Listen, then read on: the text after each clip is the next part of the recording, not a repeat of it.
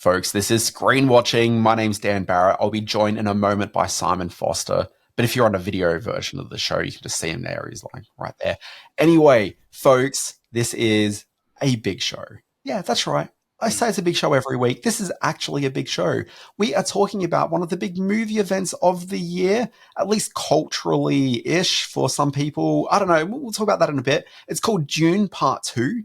Not to be mistaken for, actually, can't be mistaken for anything. It is the sequel to the TV movie Dune Part One that we all saw a couple of years ago during COVID. That's right. It's one of those episodes. I'm going to talk about Shogun, the new, we get it here in Australia on Disney Plus, but it's an FX Hulu show in the US. It is a remake of the 1980s miniseries or a re-adaptation of the book of a similarish name. I don't think that's entirely the right name. But anyway, we're talking about that program. Simon's got a documentary you'll almost never see called Four Daughters. There's a show which maybe you've all seen called This Is Me Now, not to be mistaken with the original version, This Is Me. And I'm also going to take a look at the new HBO drama called The Regime. But is it a comedy? Question mark. We'll find out. Also, we're going to quietly discuss a little thing called the future of cinema by way of a plucky little pig from the UK. Folks, actually, wait, no, let's address this right now. Folks, this week's episode includes the review that Simon Foster did not want you to hear. If that's not sizzle for this podcast, I don't know what is. This is Screen Watching. This is not like TV, only better. Television! Teacher! Mother! Secret lover. What, that's it? That's your movie? Well, I said that I had an idea for a movie.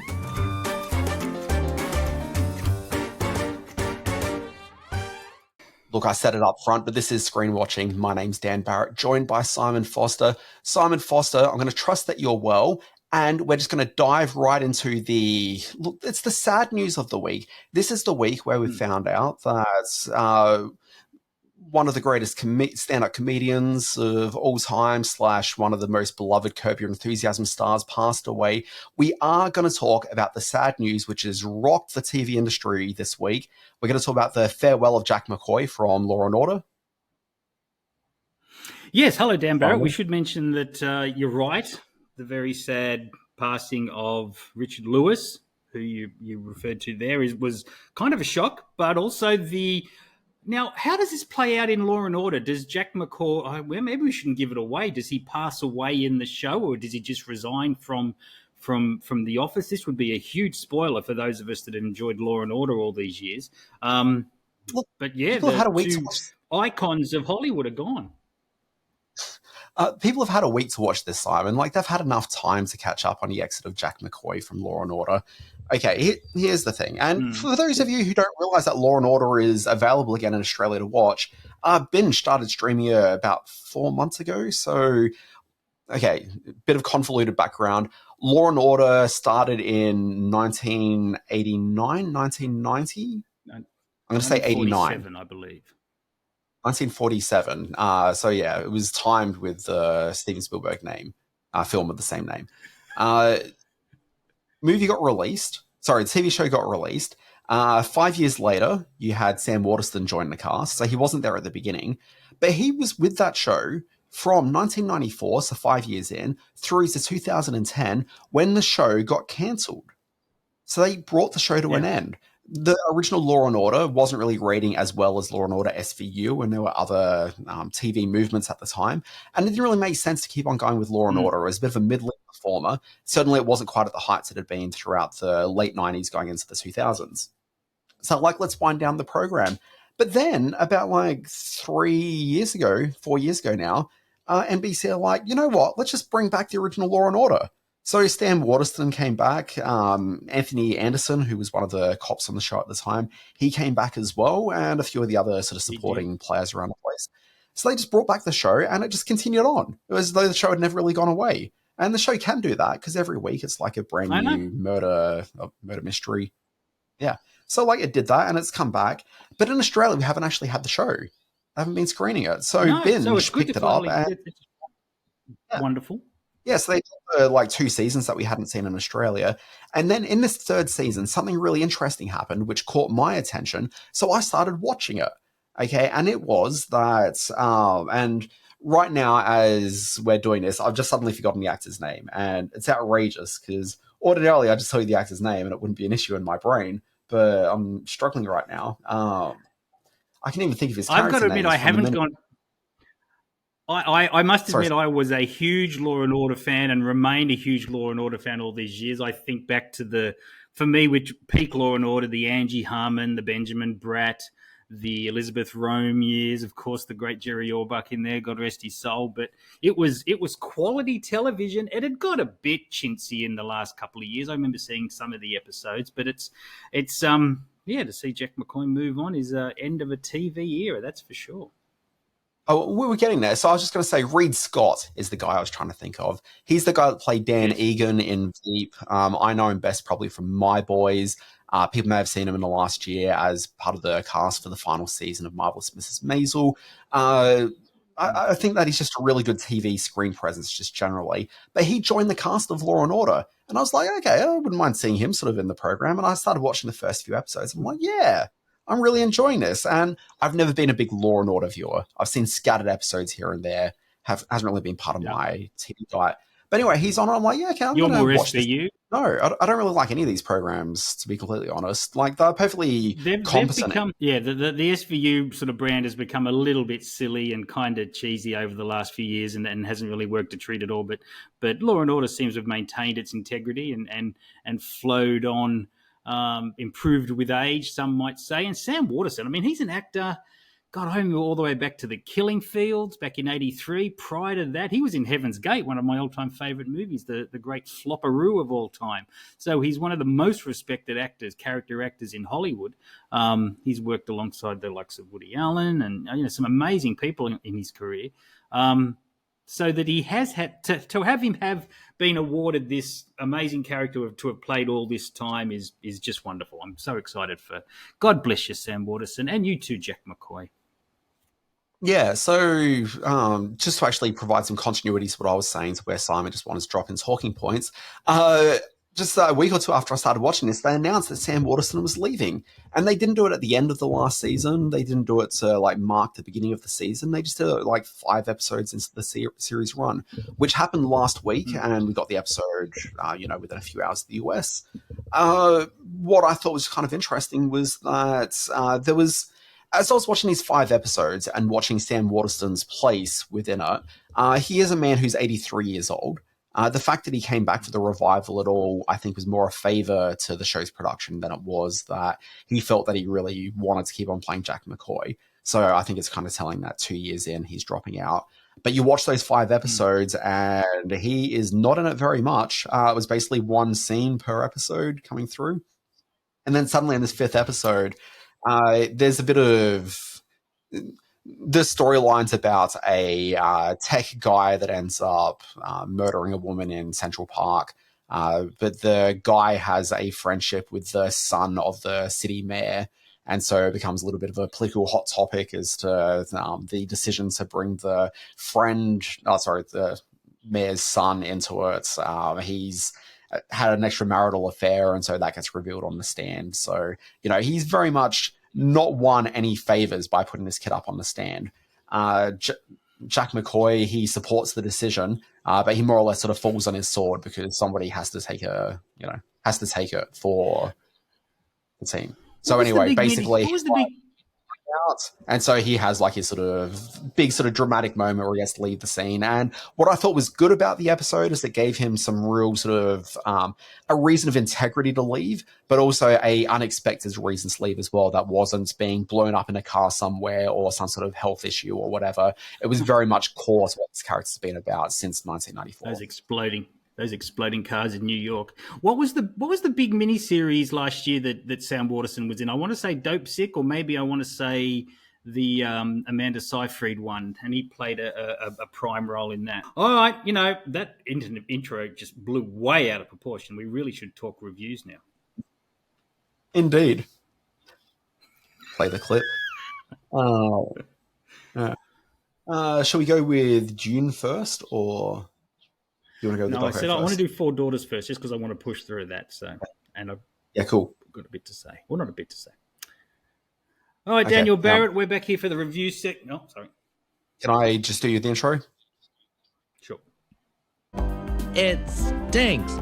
There's one big title this week that absolutely needs to be discussed. Simon, are we talking Four Daughters? We are talking Four Daughters, my friend. Let's have a clip. في الفيلم هذا باش نحاول نحكي حكاية بنت ألفا. ألفا عندها 4 بنات. هذيك المصيبة لأني من نكره الطفلة وكنت ما حبيتش نجيب حتى الطفلة. So to put all of that in context, this is the story of a family, a Tunisian family, and specifically the matriarch of that family, a woman named Alpha, who has 4 daughters, the 4 daughters of the title, 2 of which, the 2 eldest daughters, have gone the way of ISIS when the Tunisian regime went very conservative and went very hard line several years ago.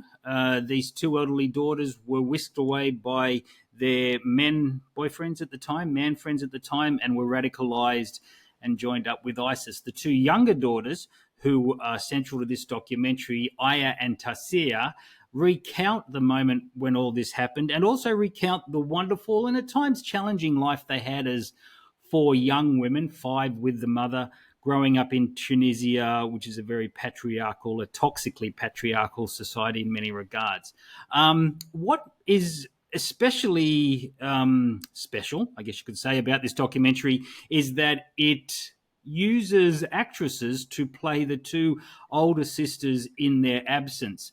The 2 actresses, Ikrak Matir and Nawa Karoui, are called in to reenact moments in the family's life that were particularly devastating, particularly happy at times, but which reveal a family life that was sort of based on a whole lot of clashes with society, clashes with the mother, clashes between the 2 sisters, but ultimately a sort of a unity and sisterhood and a bond in family life that was quite profound. Add on top of that the fact that the actresses get to play themselves as well and comment on the emotions that they've got to act. And you've got this incredibly meta, multi-layered documentary, which last week, a few days ago, as we record this, won the Independent Spirit Award for Best Documentary, is Oscar nominated for Best Documentary, is coming to Australia from a new production outfit that's been set up just for this film and is going into a handful of cinemas. But to see something that's totally unique and totally challenges the genre of which it's a part of so determinedly, and to create a story and a vision of this family who are put upon from all different angles and have to deal with abuse within the walls of the house, abuse as they walk the streets, the rise of ISIS and the impact it had on both the women and the greater society of Tunisia at the time. You have this extraordinary documentary that plays big and expansive and vast with its themes, but is very intimate and very sad and very moving when it's got to do with the 4 daughters of the title. So I just wanted to mention that straight out of the bat, because in a week of really big reviews we're doing and big releases, 4 daughters shouldn't get hidden away. It's one of the best things I've seen in a long, long time. Yeah. Simon, the big title that I'm excited to talk about this week is Shogun. Hear me, my son. I alone will tell you the truth. Death is the only punishment here. I have not told you my family name, but it is well known in Japan. Every year, Simon, there's a couple of TV titles that have a lot of anticipation around them, a lot of just general buzz that everyone's really excited to check out. And invariably, when it comes to the end of the year, when people are putting together their top 10 lists, almost certainly those shows never crop up as being one of the shows of the year. Like, they always manage to disappoint in some way and never really quite live up to it. I kind of think that Shogun lives up to the expectation on it. Now, this is based on a book and a mini-series, and let's be real, it's based more on a mini-series than it is the book. So this is a mini-series that came out in, I think it's September 1980.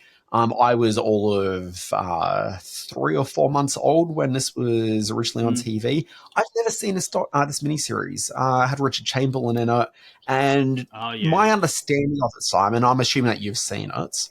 as you got a little bit more peak miniseries viewing. And in fact, the James Clavell book was also a huge part of my growing up and had a prominent place on my parents' bookshelf. So I remember the word Shogun, being front and center. Yeah, and the miniseries was right at the peak of the miniseries boom in the early 80s there. So, yeah, I remember this very well. Yeah, so I think there was a lot of sort of cultural heat around it. My understanding, though, of the miniseries and possibly the book as well is it's a little bit sort of white savior-ish in terms of the way it approached the story. So I kind of had that in mind. One of the complaints about it for sure. Yeah, because I was thinking, like, this is one of these big shows of the year. This is highly anticipated. Like, can they really get away with a white savior story? And, like, that's certainly, I don't think the story's changed, but certainly the perspectives on the story have changed a little bit. And again, this is coming from having not read the book or the miniseries. So excuse me if I'm making some assumptions here or going down a path that I don't think is quite right. But what I think is kind of interesting about the general setup to this, and sorry, just to explain what's actually going on in this, basically there's a bit of a mounting power struggle in terms of who's going to be looking after Japan. And so as it's like 5 various sort of heads of family are all sort of about to take part in their Game of Thrones style, like succession games to work out who's going to be, leading the place, this boat rocks up. And so on this boat comes out a British guy named John Blackthorne, played by the fantastically named Cosmo Jarvis. Anyway, he steps out, and I don't know Cosmo Jarvis from anything, but he just seems generally familiar in a way that sometimes these actors do. But anyway, this guy steps out, and immediately the Japanese imprison him and whatnot. But what's taking place, and this is what ties into what's different about this miniseries and why I think the original miniseries really sort of popped, I guess, at the in the mid to late 70s. Early 80s rather. Is a couple of things. So this guy, he's brought into Japan. This is in 1600, and it's at a time where Japan has had some experiences with the Portuguese. Okay, and so anytime in the show that you're watching people speaking in English, in the show they're not actually speaking English, they're speaking Portuguese, and so that's an important note to sort of take on board. So even this British guy is speaking Portuguese. The reason he's doing that is because the world had at that point been largely split up by 2 dominating Anglo forces. So you had the Portuguese, who decided to carve the world in half and take one side of it, and then the Spanish took the other half. Meanwhile, the British are like, hey, we don't really like these trade routes, and we all know how history works, and the Brits tend to, find their way up there over the next couple of centuries. But in Japan at the time, the only real experience they had with the Portuguese, and it's clearly a bit of a fractious relationship, but one which they're finding their way into at the time. When this guy, Jack Blackthorne, turns up, he's providing an entirely different viewpoint, a different experience. He's not coming in there necessarily as a white savior, or at least not as evident from these first 2 episodes. Instead, he's actually coming in there kind of almost as a vein of information. So within this, there's this really great scene that's probably the scene that really got me like on board with this program. Because up until then, it was that standard sort of Game of Thrones thing. Well, it's that standard Game of Thrones thing where there's lots of people having conversations about their political setup, and it's like, well, I don't really understand the political dynamics here, so it's a little bit alienating. But there's just this great sequence where they sit down and he just explains, this is my perspective on the world. This is where I'm seeing everything coming from. And we're also seeing it from the perspective of the Japanese looking at this going, what are these white people doing to us? Like, they think that they own the world. We own Japan. This is our country.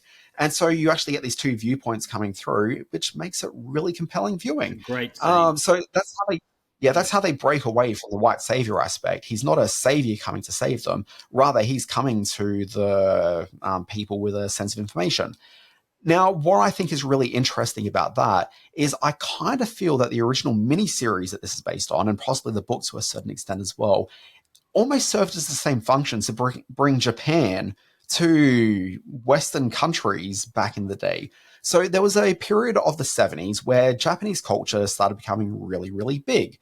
Okay, you had the Kung Fu movies, obviously. You've got things like teriyaki sauce, which I don't know if you know much about teriyaki sauce, Simon, but next time you're tucking into a delicious bowl of teriyaki... Well, just know that the food dish that you're eating isn't really Japanese as much as it's from Seattle. And so it was a Japanese immigrant in the area who brought teriyaki sauce there and turned it into kind of what we know as a teriyaki chicken or beef dish today. Uh, it's the way that culture works, and like it's fun. This is what always annoys me about the idea of appropriation. Is the thing is that a lot of the fun things and a lot of the entry points we have into culture often come through mild points of appropriation. And you go to Japan and they appropriate Western culture everywhere, and it's fun and it's really just engaging. I love seeing the way that Japan plays around with Western motifs and characters and brands, and it's great. I really enjoy it. But Shogun originally, as a miniseries, I think that was kind of serving the same function that Jack Blackthorne has in this series, which is it was kind of providing some context and some understanding as to what was happening in Japan and the history of Japan and how it can actually be integrated into more of a global sort of a context. So I think that was happening. It sort of legitimized things. And as I was doing some reading up about the original miniseries, like this current version, it was a Japanese-American co-production, but in Japan, nobody watched it. They did not care about this series at all. It's iconically one of the big miniseries, as you mentioned, of American television. But in Japan, it just kind of came and went.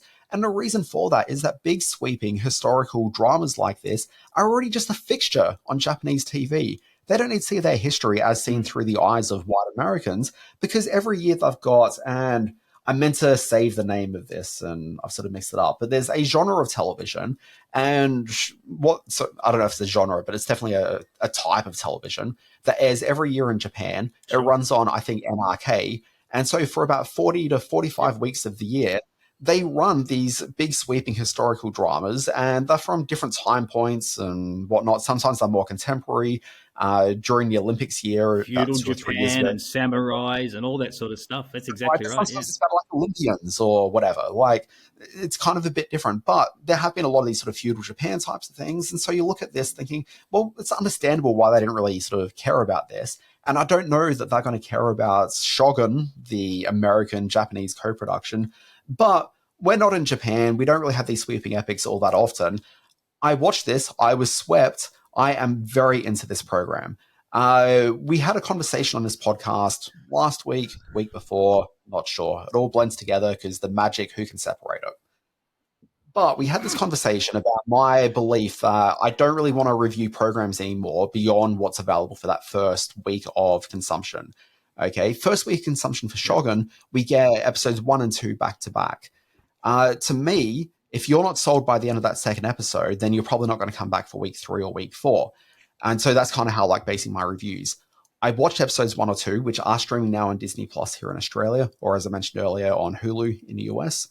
And I think that if you watch this as just episode 1, I don't know you're necessarily going to get hooked into this. But by the end of episode 2, I think that they do open up the world to the point where they're actually explaining it more to the audience. And while episode 1, you kind of swept away a little bit by some of the gorgeous production design on it, by the end of episode 2, these are real characters that all have interesting perspectives and agendas. And I am down for this. I want to watch this week to week and really just sort of revel with this, as everyone is, I think, going to get a lot more excited about it. This week, there's not a lot of buzz around the program. There's a little bit of buzz, like it's sort of percolating away in the background, but I do think this is going to be a shower and a grower over the next, I'd say probably month. I reckon by the end of the first season, people are going to be very into this and ready for season 2 when it debuts next year. I'll weigh in very quickly on it. I also watched the first 2 episodes. As we've established, I was probably a little bit more aware of the impact of the miniseries and the book when it first came out. This new version of Shogun definitely gives a more even perspective in terms of the British characters, the John Blackthorne character and his impact on 1600s, what's that, 15th century, 17th century Japan. The original miniseries was very much a starring Richard Chamberlain kind of deal. In this one, Cosmo Jarvis, best name ever, has a more balanced role in the show alongside all these wonderful Japanese actors. Highest, most, to highlight amongst them, Anno Sui, I think it's pronounced, who's the lead from the Monarch Godzilla show on Apple TV, who I'm just so excited to see back on television. I'm a big, huge fan of hers. They have some wonderful scenes together. You're right, this does move forward in fairly small increments. Although what is being dealt with in the story is a turning point in Japanese history and its interaction with Western cultures as the Portuguese and the Spanish and the British move into sort of Eastern Asian parts of the world. The scene you point out when he's drawing in the sand what the rest of the world or his part of the world thinks of Japan and how they now own it, the dawning realization on the face of the gathered Japanese lords and his host in particular is just really powerful stuff. It's one of the best scenes I've seen in a long time. I disagree a little bit that the first episode won't hook you in. I thought it set up the characters and set up the drama beautifully. Features that horrible moment when one of the pirates is put to death in a manner that is graphically staged and horrible to watch, but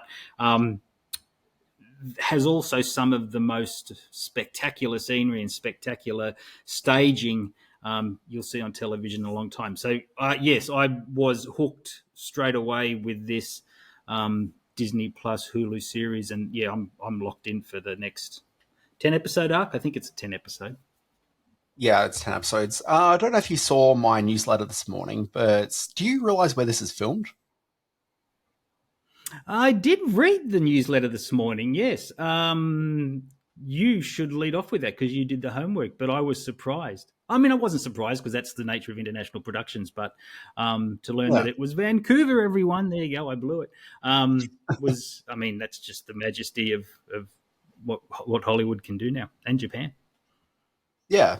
So, I mean, obviously, there's not going to be any location shooting because it's 1600 era Japan. It's not going to look the same. Like, it's, there's suddenly plenty of old buildings. Travel, Dan. They're just hiding it from us. But yeah, for an American-Japanese co-production, it just sort of amused me a little bit. It was being filmed in Vancouver, like every other American show ever has been.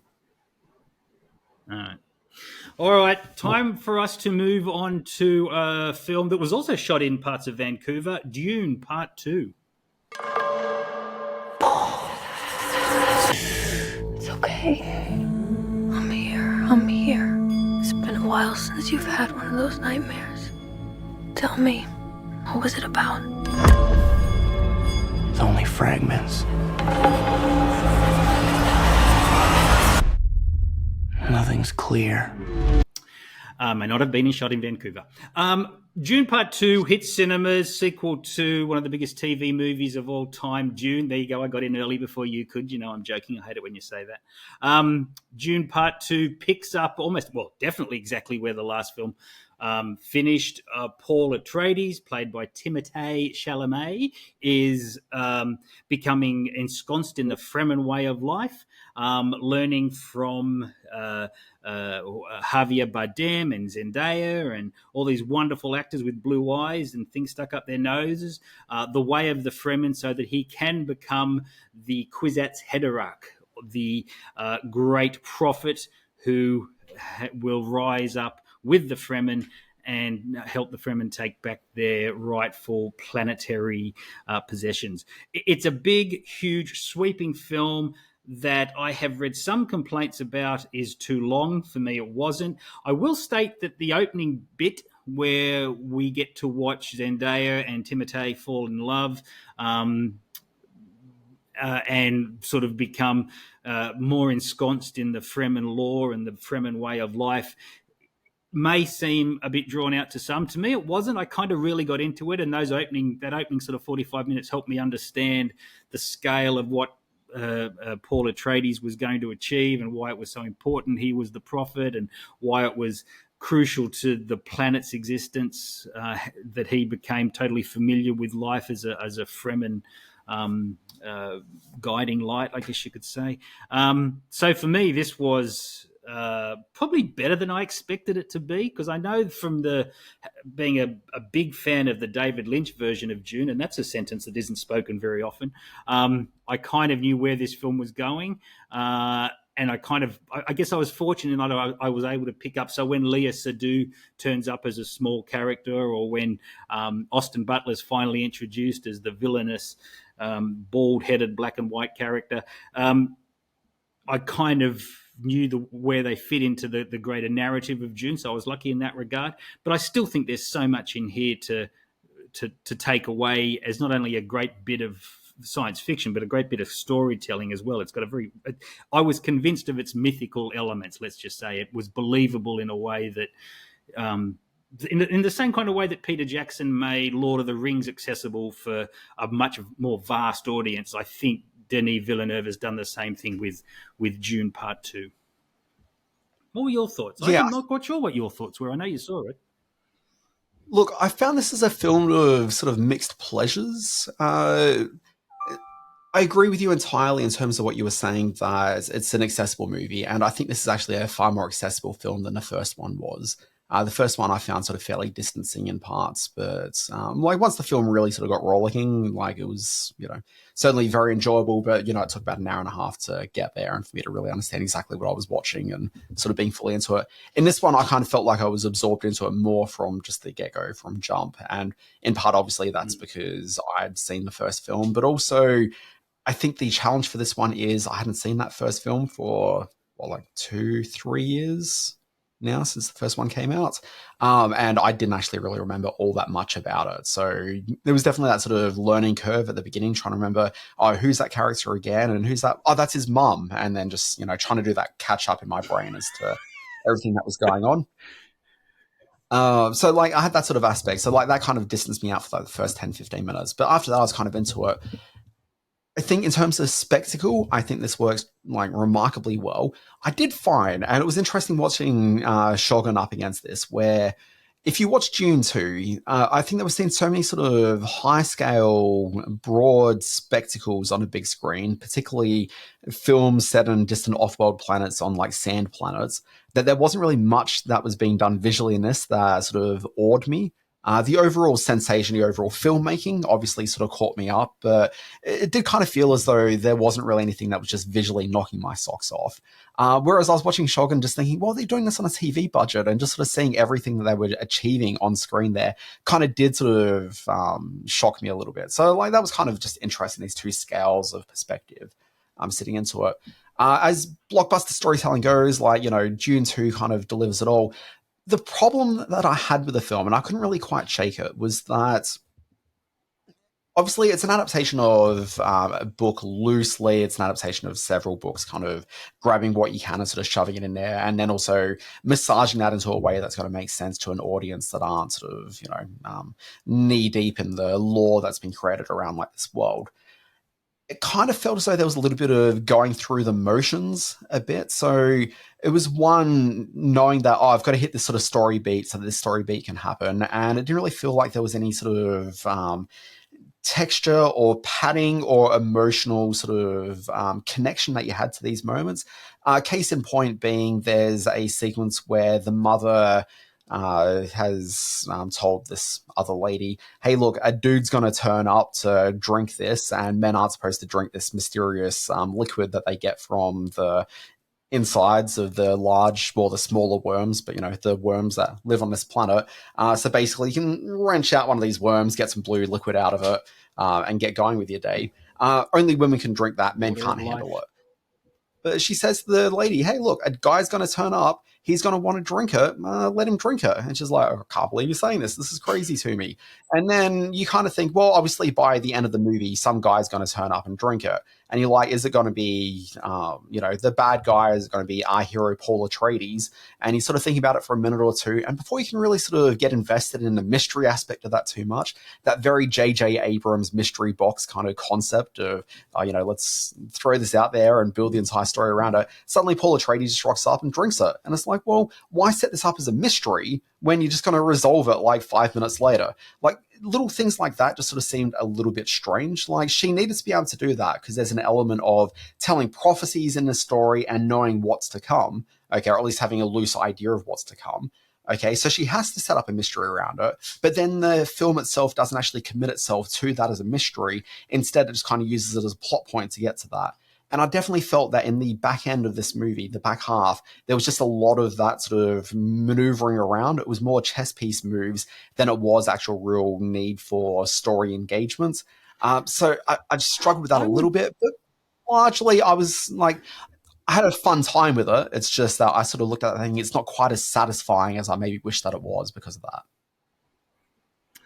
I think I took away, like, I found some real emotion in the story, and I found certainly the point where, and if you really desperately don't want spoilers, and maybe don't listen to this, but I mean, we kind of know the story of Dune. The moment where Paul gives his speech to the gathered Fremen. Everyone knows what this story is. They don't need. It's fine. When Paul gives his big speech to the room full of Fremen, and he rises up and is sort of, and people like Javier Bardem, and to a certain but lesser extent Zendaya, and she gets the final scene in this movie, so you got some idea that what might happen in a part 3 of this is as big a hit as people will say it's going to be. I thought that was a really emotional sequence, and I thought it sort of got to the heart of what it meant to him, of his journey to become this prophet and to represent the Fremen people. Although there are some divisions within the Fremen that think that an outsider like him is not the person that should be doing that. So there's complexity here, and there's real human and or alien emotion, and there's certainly spectacle. So, yeah, I thought it delivered exactly as it should have delivered. Dune Part 2 through Warner's is in cinemas everywhere. I think that gets us to our much vaunted intermission. Good evening, ladies and gentlemen. It's intermission time.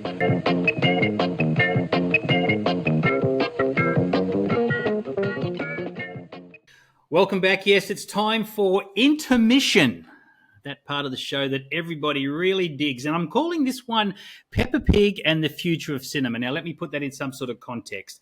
Dan chose to introduce little beautiful Murphy, to cinema by way of the big screen sing-along episode compile, Peppa Pig's Cinema Party, not, as I suggested, Fellini's Amarcord.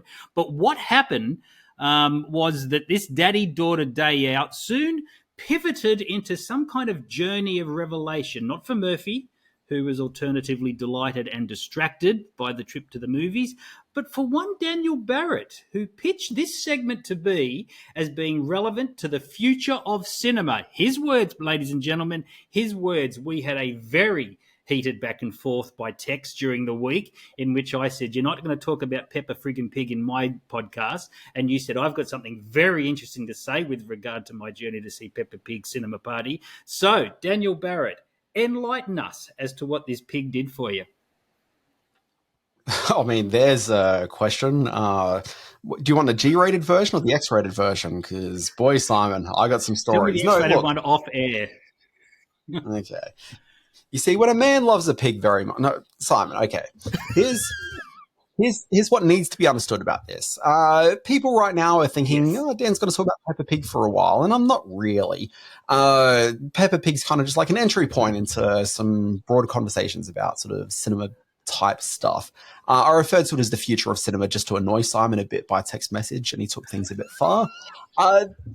The thing to keep in mind as well is that I said, I'm going to talk about Peppa Pig, and Simon said, by Jove, you're not. And I said, oh, no, I'm going to talk about Peppa Pig. And Simon's like, not by the hair of my chinny chin chin, or... Not in my podcast. Not in my podcast was my exact words. Okay. So anyway, Simon talked about all that, and then he went and watched the Peppa Pig movie, and nobody told him to go and watch Peppa Pig Cinema Party. No. I went for it, but I kind of had to. Simon didn't have to, so I just like to establish that Simon went above and beyond to go and see this movie for no apparent reason. But that's neither here nor there. I got I just want to point out, I got some very, first of all, I was told, really, by the centre management when I said I wanted one ticket to see Peppa Pig Cinema Party. And I had to explain, first of all, to her, and then to an elderly lady who was there with her grandchild in the cinema, that I was doing it for a podcast, and we'd be discussing some kind of alternative content in cinema thing, and I'm here so I'm able to contribute. So I saw it. My review is that it's not very good for a property that's been around for 20 years and has made billions of dollars. They could have paid for some better kid actors. It was kind of crap. But let's hear what you have to say. Yeah, I think it's probably important that people know that Simon has the same outfit he wears every time he goes to see a movie, which is a very traditional trench coat. So I don't know where that really factors into your experiences at the multiplex.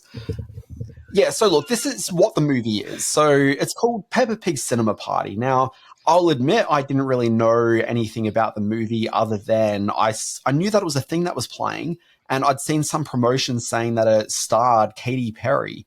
And I was like, yeah, sure, okay.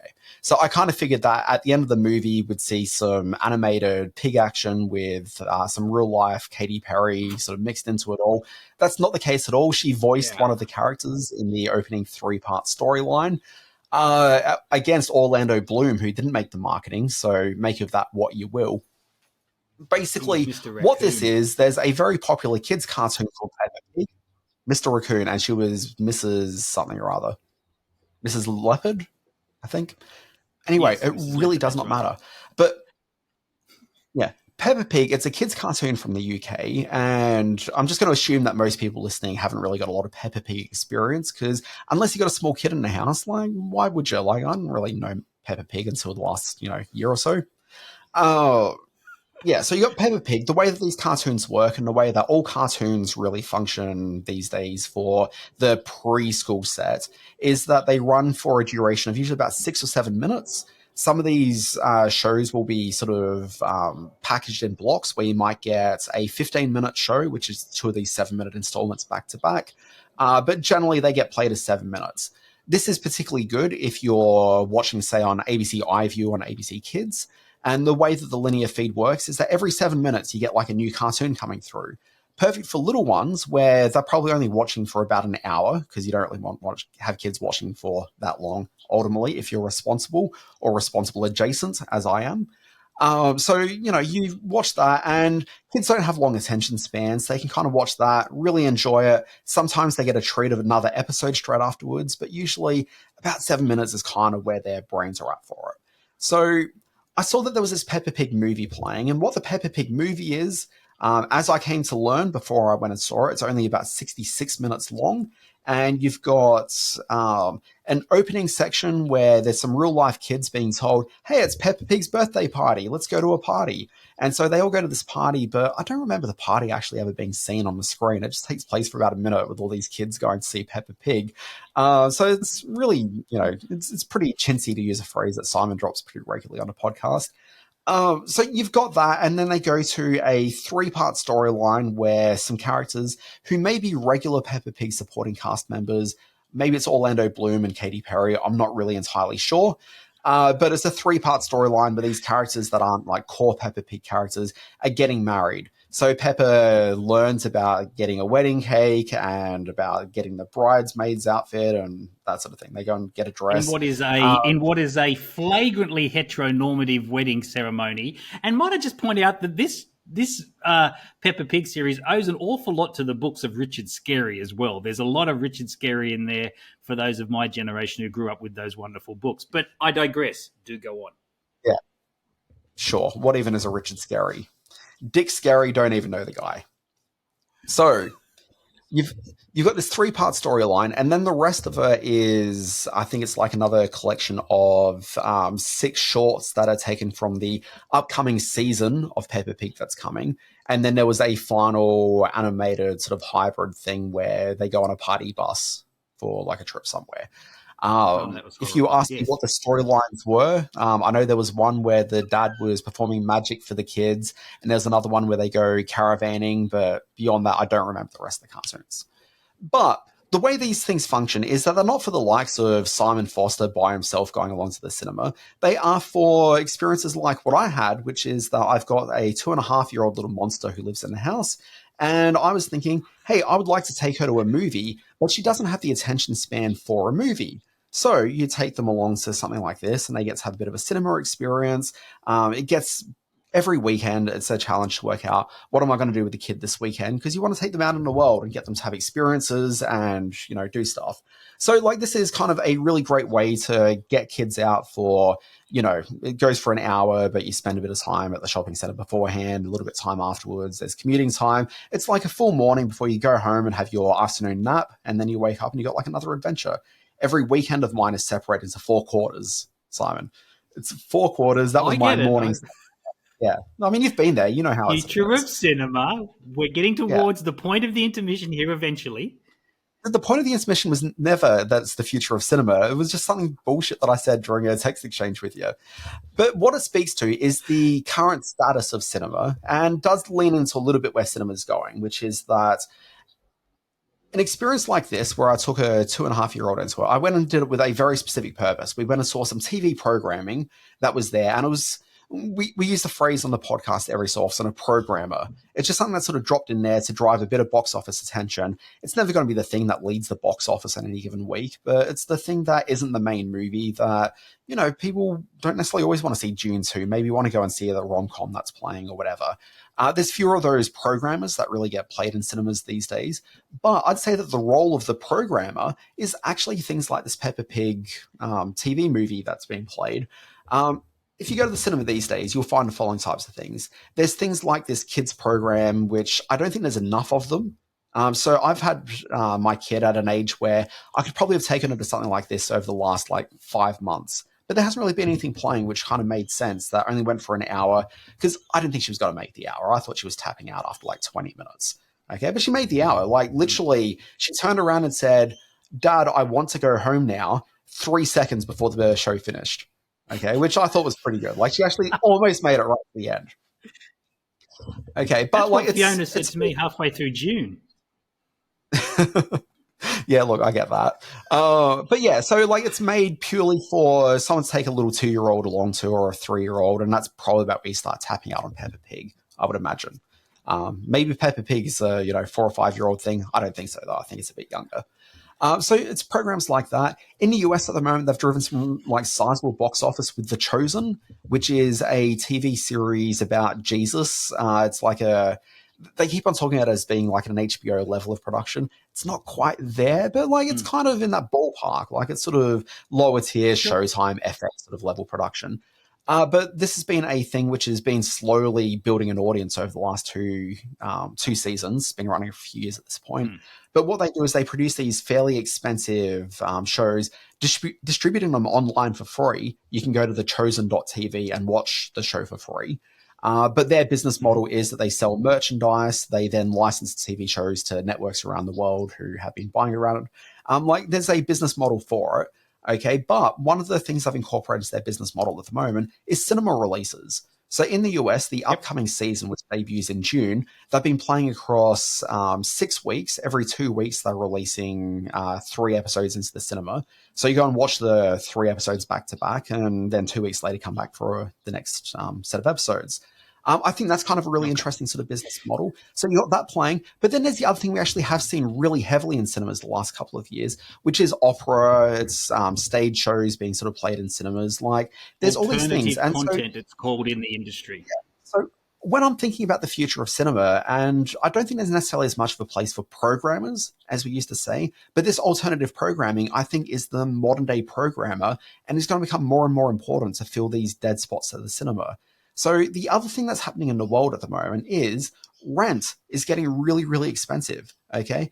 Everyone's noticed this because people either rent homes or they've got a house which they're paying off a ridiculous mortgage on because interest rates are crazy sky high right now or whatever. Same things apply in rental spaces as well. And it's going to become more and more expensive for your Birch, Callan Coyle or events or, your Hoytzers, whatever, to rent these spaces out as part of shopping centers. They're needed because they create an anchor and as, business things that I think most people understand about this.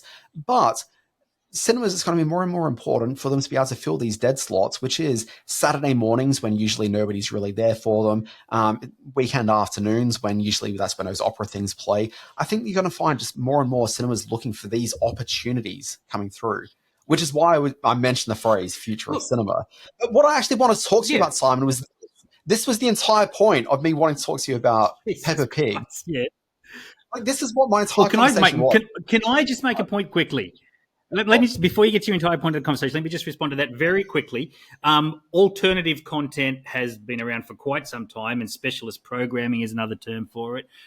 Anybody who is throwing themselves back on their bed covered in money is attached to the Andre Rieu experience. They turn up 2 or 3 times Yeah. a year, live from Hamburg, live from Copenhagen. That's kind of what we're talking about here. It's that sort of 1 or 2 off. And there's been, Led Zeppelin at Budokan, and there's been, these musical ones. Or there's the National Theatre thing, which is on at the moment with Mr. All of Us Strangers doing Hamlet or something, and they're always around. So yeah, this alternative content, you're absolutely right. It is a thing, and I would not be surprised if what you're maybe suggesting, that every now and then on a Saturday morning they put the 5 best episodes of Game of Thrones or a Jack McCoy marathon of something for Law and Order fans into cinemas on a Saturday morning. So yeah, I get it. I know what you're saying. I'm not against that at all. And they've been doing it with sporting events too, State of Origin and World Cup stuff. Yeah, I mean, the other thing is that if you go to like some more boutique cinemas at the moment, so if I went up to the Angelica up the road, every Tuesday they now play classic movies, and like that's a regular thing you see at some more art house cinemas around the place. Like just elements to bring people to the cinema that isn't whatever the big release is of the week is just becoming more and more prevalent, and I think it's just going to become more of an integral part of that cinema experience going forward as they're trying to find ways to plug holes, especially at the moment. So you've got that, but what I want to talk about was. Well, this is the whole point of it, Simon. You derailed me with this whole future of television. You're like, I'll do the intro. And I'm like, you don't even know what the segment's about. The segment is about this. Okay. So as I went to the cinema with a 2.5-year-old, just like a lot of things in life that I'm experiencing over the last sort of 2.5 years has been seeing the world and my own life experience through new eyes. So one, it was fun going to a cinema and seeing a cinema for the first time through some new eyes. Okay, like she's never been to a cinema before. She saw it in an episode of Bluey once, and that's kind of her only real sort of experience with it. So she went in, and like you could see, she was like a bit interested in like the bigness of it all. She was excited by the Daytona video game machine out in the foyer, the many machines that have skill testing type elements involved. Skill testing. You've got all of that sort of thing. When she actually went into the auditorium, I've got a photo of her walking in, and like she's a bit sort of overawed by it. Like that was all fun stuff. It was fun seeing what she was interested in as her attention was wavering from the movie a bit, which was in the aisles. You've got those lights that usually are there to show people how they can get to their seats. Okay. Or you've also got the lights that sort of sit behind a plastic thing that has the number of the row and the seats that are there. Yep. Okay. She was excited by those. Went down the side. She started playing with that. That fell off. I didn't realize they could be pulled off, but I discovered this on that Saturday morning. I got a daddy fix it. So I had to go and fix that up. Like that sort of thing was fun. But one of the other things I interrogated was this Peppa Pig special. It's like a whole bunch of episodes from the TV show with some interstitial stuff that's been created for the special. This sort of thing isn't new either. I was watching this sort of stuff as a kid myself. Probably the greatest example of one of these things existing is a film that I'm sure you've seen, Simon. I'm sure everybody listening to us has watched, the Bugs Bunny Roadrunner movie. Okay, this is a film that comes out in 1977. It is basically just a whole bunch of the Looney Tunes cartoons that had been originally played as shorts before feature films in cinemas, had been repackaged in the 60s as the Looney Tunes half-hour cartoon show. These are all things that I could have watched as a kid, but there was a sense of bigness and importance to these cartoons as they got bundled into the Bugs Bunny Roadrunner movie. There's other compilation films like that, but none of them ever really quite as big as that Bugs Bunny Roadrunner movie. And so I kind of got thinking about two things. One is the canon that we establish for what are beloved properties. Peppa Pig means nothing to you and I, but for a generation of kids growing up, they will be referring back to this at some point throughout their lives. Okay, Peppa Pig will be a cultural aspect of Murphy's life for at least the next, 30 or 40 years until we can no longer live on this planet. Like Oscar the Grouch is to me, like John Hamm is to you. I get it. Yeah, the most handsome man in America. Sorry. No, I'm not going to say what I was going to say. That's just going to be too crude. John Hamm's very well endowed, as is Oscar the Grouch. Okay, so what I was going to sort of throw to here is just the idea of, do these movies establish pop cultural canon? When you think about the Bugs Bunny Roadrunner movie, and I've got two aspects to this, Simon, okay, do you think about those animated shorts that existed in that feature film as being the core Looney Tunes cartoons when you think of Looney Tunes? And is it a result of this movie? And I think it is. Yeah, no, not for me, but I get what you're saying. What cartoons do you immediately think of when you think about Looney Tunes and Bugs Bunny? Well, the Looney Tunes cartoons, for me, it was a big deal to go to see the Looney Tunes Roadrunner movie. And funnily enough, I saw it at the Hornsby Cinema, which has come up in our discussions in previous episodes of Screen Watching. I remember seeing it there. But it was the thrill of seeing episodes I was already very familiar with from afternoon television on the big screen. Yeah. That was the pull. So yes, the Robin Hood Daffy, I'll Get the Wab at the opera one, which was, and I do apologise. I used to know the names of all of these, but I don't know them now. But yeah, so there's the Dancing Frog, of course. So these were the episodes that I remember. Yeah, exactly. So, but yeah, I couldn't actually tell you what were the cartoons that were in the movie. Well, I'm pretty sure all of those shorts are in the Bugs Bunny Roadrunner movie. Okay. Also, Marvin Martian with the Where's the Kaboom? There's supposed to be an earth-shattering kaboom. Pretty sure that's in there. But like, I kind of think that when we think about Looney Tunes cartoons, okay, a lot of what we think about when we're thinking about Looney Tunes is shaped by what's in that movie, and probably less so by the show, which we probably watched a lot more. Like, we've logged more hours of our lives watching the half-hour compilation where they just play the shorts back-to-back for half an hour. Okay, like, I'm sure we've seen that so many more times, but when we think about Looney Tunes, it's because of a compilation like that, and I just kind of thought that was a bit of an interesting element. But the other thing I just wanted to throw at you very briefly was, what is the first film you saw in a cinema?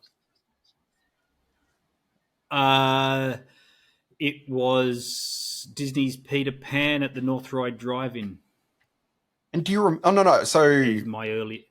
I always get stuck in this question where the drive-in is the same as the cinema for a movie experience, and whether watching something on home video is the same thing as the first movie. And I'm not sure that it is. We've addressed this previously. What was your first one? I know you have a very early memory of E.T., don't you? Simon, we addressed this in a podcast that didn't go out, hence why we're doing it again. I mean, yes, I would say a drive-in is a movie-going experience.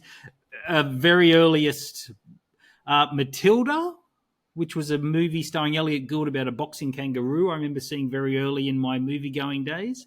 One of Our Dinosaurs is Missing with Robert Morley, one of the great Disney live-action, and I use the word great advisedly. So, yes, I do have a very vivid memory of but it was definitely the first time I sat and stared at a big screen was Peter Pan at the North Ride Drive-In. I distinctly remember that experience, and I would have been younger than 10. Yeah, so look, I'm told that the first movie I saw was E.T. on the big screen, which apparently I went to as a 2-year-old, maybe 3-year-old, 2-year-old, I'm going to say. I think it came out 1982, so I would have been 2 years old. Apparently I cried a fair bit through it, and it was deeply embarrassing to my uncle. This is family stories that get told. But like, I've got no recollection of that at all. Like, my first actual memories of going to the movies, I've sat down trying to work out, like, you know, of films that I remember seeing at the movies, and I can't work out one that's earlier than this, is seeing either Back to the Future Part 2 or Indiana Jones and the Last Crusade. Like, one of those two movies is my first cinema experience. Oh, sorry, or also maybe 1989 Batman. Yes, you have mentioned that before. Yeah. Yeah, on the podcast. First movie experiences. Yeah. Okay. But also, as a kid, we used to drive in a lot. So I've seen a lot of films at the drive-in, but I'm not sure I really count that. Oh, you got to count that. It's a movie-going experience. You're watching movies. I mean, I think it's a different experience. Also, maybe as, can you really review a movie on Letterboxd if you haven't watched the full movie? Okay, like, can you say that you saw a movie at the drive-in if you only saw the first 25 minutes then fell asleep on the back seat? Or there's the there's the other version of drive-in movies as well, which is, you know, one that we're not going to discuss here on the podcast. We're too polite for such things. Yeah, they were good times. I didn't see, there was a double feature of Some Kind of Wonderful and The Golden Child, which I saw maybe the first 10 minutes of The Golden Child, and then things kind of got a little steamy. Anyway, I've said too much. Were you there with the second person? Oh, no. God, no. I didn't have any friends at the time at all. All right, so that brings us to the end of the Peppa Pig, the Future of Cinema intermission. Boy, I'm really glad we put it where we put it, because it wouldn't have fitted in this other segment called What Else Have You Been Watching? Oh my God, look how far into the podcast we are. Dan, what else have you been watching? No, in fact, I'm going to go first because I've got a very quick one to say here. Let's drop in some kind of sting. I have been watching through the week a little show called This Is Me Now. This is a concept video from one Jennifer Lopez, who I loved in Anaconda. This is a heavily CGI'd, woefully overproduced, garish collection of her latest songs that reminded me of, and it's a bit of a stretch, but Xanadu with our own Olivia Newton-John in terms of its bewildering array of bad decisions made creatively in the name of entertainment. We go on a journey that involves understanding Jennifer Lopez and the trials and tribulations of the love life she has or hasn't had, and how she might have been addicted to love and addicted to romance, but that led her down to some toxic relationship past. It is the most wildly self-indulgent piece of self-promotion I've seen really. She makes some, or the people she works with make some bad decisions in trying to work Ben Affleck into the hour-long travesty as well. We haven't forgotten that it was this sense of inflated ego and sense of entitlement that made us hate Ben and Jennifer in the first place, and why Gilly, a film that I've tried 3 times to watch, and when I get to a certain point just can't watch any more of, why we hated that film so much. They seem to have not learnt anything, because this is such a look at me bit of self-promotion that also feels very much of a different time, when you've got Taylor Swift and Beyonce doing far more creative and far more spectacular and far more resident bits of live footage and their own sort of sense of self-promotion than this. And this is the first time where I really haven't liked J-Lo in anything. It's just an awful hour-long bit of garbage. So anyway, it's called This Is Me Now, ... now, and it's on Amazon Prime if you have that streamer. Had you watched the original, which is This Is Me? What was that? Was that a J-Lo thing? Yeah. No. Oh, maybe back in the day. I don't have any recollection of that, but it's a song or a music video. I'm not too sure. But anyway, I just don't know you could even understand what's going on in the sequel if you hadn't seen the original, frankly, Simon. Maybe this is on you. Oh, yes, I know. It's such a dense narrative both of them offer. What have you been watching, Dan? Look, so one of the shows that I think is quietly being dumped a little bit, when you see a big blockbuster HBO drama being dropped in March with big names and big talent involved and no media appearances really anywhere around the place, and right before you start campaigning for Emmy nominations, I don't know, you get a bit worried. I mean, that's pretty much where we're at. So it's a TV series called The Regime. This is Kate Winslet. And look, props on Kate Winslet and HBO for not just doing Mare of Easttown 2. Mirror of Easttown, or whatever you'd call it. I'm not too sure. But like, it's good they didn't just come back to the well and just, try to recapture that magic. But what she's doing instead is something which is a very sort of tonally specific light drama, more leaning into comedy series. It's basically her starring as, and I was just looking it up to see if it was actually a name of a country. I don't think it is. She's the chancellor of an unnamed Central European nation. Yeah. And basically, she's a over the top figure that wants to be able to control everything, and obviously everything spirals out of her control, and she can't really handle it. The laughs supposed to just keep on flowing with the the eccentricities of this woman as she's trying to measure the temperature in the room, and she's got like a body man that's always supposed to be measuring it and finding out what the humidity is, and so much time is dedicated to this, and it all seems to be setting up a joke in the same way that a skill tester involves skill. It seems to be setting up just the joke where she's at this dinner party in the first episode talking to the American dignitary sitting there and negotiating something, but then the body man checks in and says, "Oh, the humidity's whatever," and she's like, "You make me seem like a crazy, ridiculous person." And it's like, well, because you are, and then that's supposed to be the joke, but it's not really. And this kind of the thing, it's in no way is it funny. It's just so tired. I am quite excited about this. I think this is a prestige program. I think this with Kate, with Hugh Grant, with Oscar nominee out of her own pocket, Andrea Riseborough, and from the team that put together some of the best bits of Succession. This has got kind of prestige written all over it. I haven't seen it. I'm going to have a look over the weekend and before it launches all around the world on March 4 and offer up my opinion next week. But I think there's something to offer here. No, it's an attempt at prestige that hasn't worked. So the writer of it, the showrunner of it, is Will Tracy. Will Tracy's the guy that his history is he was like a writer on Last Week Tonight for a bunch of years. Not the showrunner of that program by any means, but when you're on a writing team of something like that, you can just generally go off and get a bit more clout. He wrote on Succession for, I think, the first couple of seasons, if not the entire run. He was part of the writing team there. But the thing that I'm sure is probably what's led to him getting this HBO series was he's the guy that wrote The Menu, which was that really wonderful restaurant satire from a couple of years ago.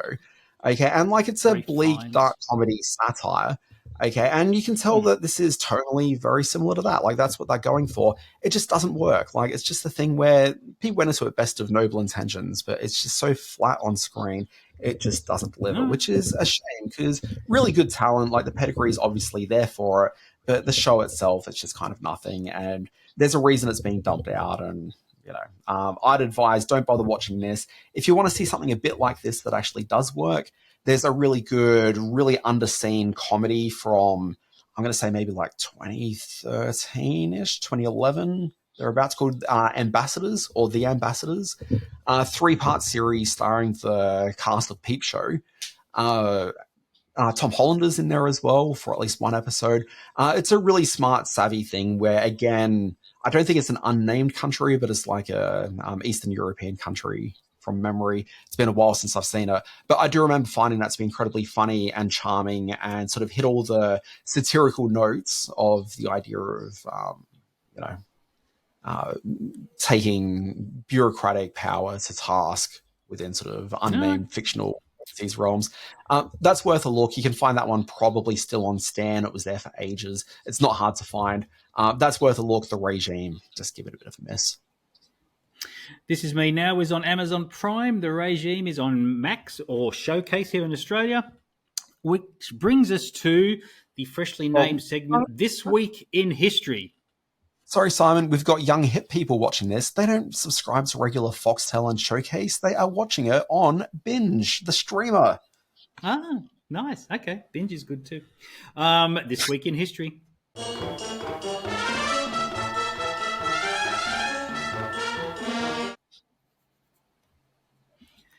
All right, broadcast on NBC, Dan Barrett, the 70th Miss America pageant did what for the first time on this day, March 3, 1990? The 70th Miss American pageant. Just reach over there behind you and grab the VHS copy of it that I know you have. What did it do for the first time on this day? I'm not really too sure. What's even interesting about the Miss America pageant that could have changed? I can think of a few things. Well, the things that would have changed. So, I'm thinking, I don't think they do a swimsuit competition anymore, but that wouldn't have been, that'd be more like a last 5 or 10 years thing. That's not 1990. Obviously it would have been color, stereo sound, which is important for a competition like that. Talent competitions have been running for, I got no idea. What's unique? Carol Gist, a 20-year-old from Wichita, Kansas, was the first African American to be crowned Miss USA. It was also the broadcast that was the last time former host Burt Parks sang "There She Is, Miss America" to the new winner. He'd hosted the show since its very early years, and it was the last time. Good on you, Bert, and good on you, Carol. Just wonder whatever happened to you. March 4, 1992. Which folk pop great taped his all-acoustic episode of MTV Unplugged at the Kaufman Astoria Studios in Queens, New York? March 4, 1992. I was about to take a complete stab at this, and I was just going to say like it's a Paul Simon or something, even though I couldn't remember him doing an MTV Unplugged. But there's something about the fact that it's 1992, and I'm thinking about other pop culture at the time. Could it be James Taylor? Wow, that is an incredibly guess, considering you got it right the first time, but wrong the second time. It was Paul Simon. MTV launched MTV Unplugged in 1989. It won a Peabody Award and 3 Primetime Emmy nominations. It ran for 101 episodes, and Rolling Stone rated the 1993 appearance of Nirvana as the greatest Unplugged episode ever. I remember that. It was a great episode. March 7, 1988. Simon, it's 2024. People only remember one episode of Unplugged, and it's that one. What was it? Nirvana. Yeah, loved Unplugged. Amazing. March 7, 1988. Now, here's one I've written especially for you. Underpants and Negligee Party premiered on this day, the first pay-per-view special by which controversial media figure. I'll read that again. Underpants and Negligee Party premiered on March 7, 1988, by which a pay-per-view special by which controversial media figure. Now, look, Simon hasn't noticed, but a little while ago I did rebrand this podcast as Underpants and Negligee Party, which you can find on Spotify, Apple Podcasts, and wherever else you find good horny podcasts. Look, I'm looking at this. I'm thinking about the name of it, pay-per-view. You said controversial media figure. Question, was this media figure controversial in 1988? Yes. Or is it more that history has turned... He was kind of controversial for being just a loudmouth creep, really. And he's kind of rebranded himself as somewhat of a more serious commentator of late. Still around, still very popular. But back in 1988, he was making pay-per-view specials called Underpants and Negligees. Okay, well, I was thinking it was Hugh Hefner, and it was like a Playboy thing, but you're saying still around, so I'm not sure who we're talking about. Yeah. We're talking about one Howard Stern. It was one of his first gigs, and it was originally only broadcast on the East Coast, New York and Connecticut affiliates, but was syndicated nationally and became a very popular VHS release worldwide. God knows I had a couple of copies. Let's go to birthday quiz. Sorry, just going back. The thing that was throwing me with it was I couldn't really work out who would call it like an underpants party because it's such a silly, humorous term. But I thought, like 1988, like who else is doing it other than like a Hugh Hefner or some sort of other, softcore porn purveyor? But Howard Stern hosting something like Underpants and Negligee Party, that makes all the sense in the world. Birthdays. No, not happy birthday. No, not that. Please, no, not happy birthday. This week's birthday quiz, I think, is a walk-up start. I think it's very, very easy for you, Dan Bratt, being a man of some intelligence. March 2nd, 1917, Desi Arnaz. There he is in black and white, if you're looking at our Facebook page as we do this. March 3, 1970, the beautiful Julie Bowen. March 4, 1958, the also beautiful Patricia Heaton. And the March 7, 1956, beautiful, if you're into that kind of thing, Bryan Cranston. An eclectic bunch of birthday buddies this week. What could they all have in common? No clues. You should get this. Well, look, I look at all these sitcom stars and I think to myself, the only thing they could possibly have in common is all having dated Tucker Carlson. Yes, that's exactly what it is. They are all sitcom stars, but they played a very specific role in their sitcoms. What might that be? Oh, well, I mean, they were all parents in their sitcoms, but I think it's important to note that it is quite likely that Julie Bowen has in fact dated Tucker Carlson. Has she really? Is that a real thing? Apparently. Wow, that's heavy. Yeah, they're all sitcom spouses was what I thought. But yes, parents will work as well. Desi Arnaz, of course, was married to Lucy in I Love Lucy. Julie Bowen married to Ty Burrell in Modern Family. Patricia Heaton married to Harry Romano in I Love Raymond. And what was the other thing she did? The Middle with that other guy who did that thing in the show. Yeah, I can't remember what it was. The guy from Scrubs. Wonderful. Mind right now. Yeah, beautiful. Wonderful actress and very talented. And Bryan Cranston was the husband and dad in Malcolm in the Middle. So there you go, this week's birthday quiz. Why do I feel like Patricia I've been on this podcast now for like 2 days? Yeah. Patricia Heaton, I cannot stand. I think she is absolutely the worst person I've for the last 50 years. Oh, Bar none. well, clearly I we think can't Carlson be I friends find anymore. more watchable than Patricia Heaton. Jeez. I love Patricia Heaton. The whole world loves Patricia Heaton. This is really cutting into your credibility as a man of television. Patricia Heaton's beloved, Dan Barrett. Beloved. I'm not sure that's true, but anyway, let's go on. Oh, wait, we're at the end. Yeah. Of course we're at the end. It's been going for like 4 hours. Everybody loved Raymond. Not everybody loved Deborah. Just keep that in mind. You can find all things to do with screen watching at these following hashtags or ands or whatever you call them. On Facebook, we're at Screen Watching Podcast. We're on Threads and YouTube at Screen Watching. You can email us at screenwatchingpodcast@gmail.com. That was all wrong. Dan, what do you do when you're not doing this podcast? Oh, well, just generally walk the earth, dispense wisdom, foot rubs occasionally.